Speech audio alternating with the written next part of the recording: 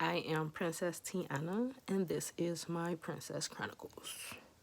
So, as I've said, maybe in previous recordings or whatever, but basically, I was diagnosed with generalized anxiety. And this has been going on probably all my life, but it didn't start causing a problem in my life until 2005. I didn't get diagnosed probably till maybe 10 years later, so, or something like that. But so I took it and I read the shit, read up on it, whatever, blah, blah, blah. All right, cool. I agree. Now I get hit with Tiana. Maybe you're an empath. Empath, EMPATH. I know what empathy is. And so it's basically empathy without the Y. Empath, empathy, something, that. So, okay.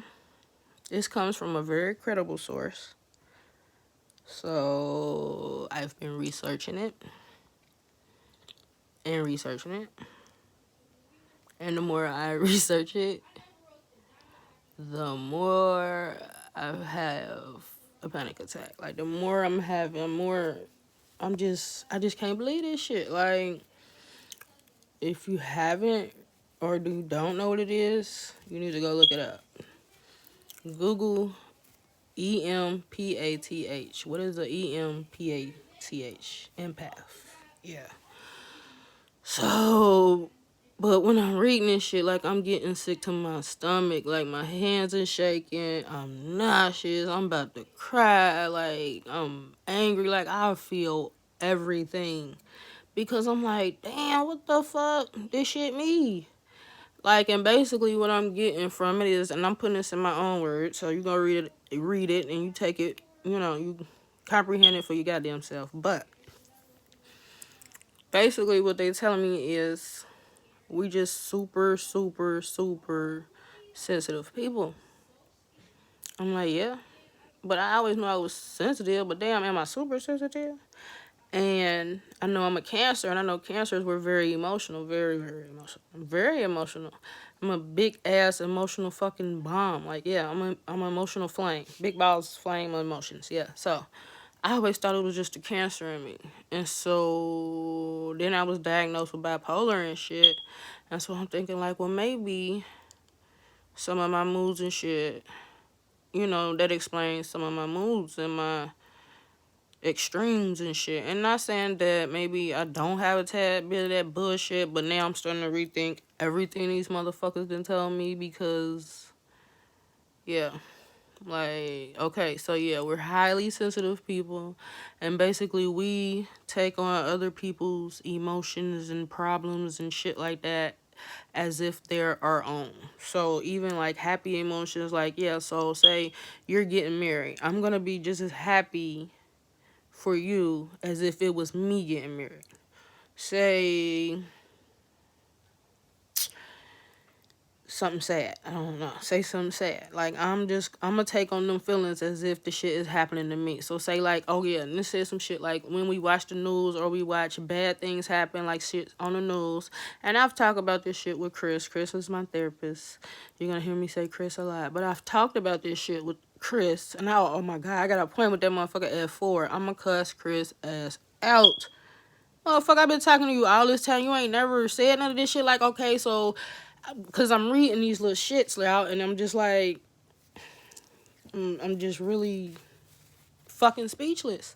And so the other shit, let's see, we highly sensitive. We take on other people's emotions and problems. Yeah, okay, I do that so bad, but I didn't know that I was doing it until it became a problem. Like, recently, I just had a whole ass meltdown. Like, I had to call my mother-in-law and everything, and I talked to her for hours. And basically what she told me is, yeah, you are overwhelmed because you take on everybody's shit. Like, you think you can solve the world. And I do. It's like, and I do feel like that. I believe I can solve the world.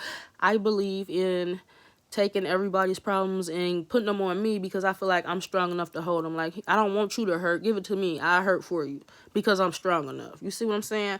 But I didn't know it was such an extreme until I had that fucking meltdown. Like, I cried the whole damn half a day. Like, y'all see my little tissues, my little post or whatever, if you follow me on Instagram. Like, no more tears, like, because I'm over it. But my mother-in-law really, opened my eyes to some shit. Like, her and my Aunt Stephanie. Because Aunt Stephanie was the one who told me about the empath and researched that shit. And my mother-in-law is the one that really opened me up and started telling me about myself. Like, yeah, girl, like, you ain't Superwoman. Which I am, but you gotta learn how to control that shit. Like, the shit, I didn't, you know what I'm saying? I don't know how to control it because I didn't even know shit about it. Like, I'm trying to control fucking anxiety, and this shit ain't fucking anxiety.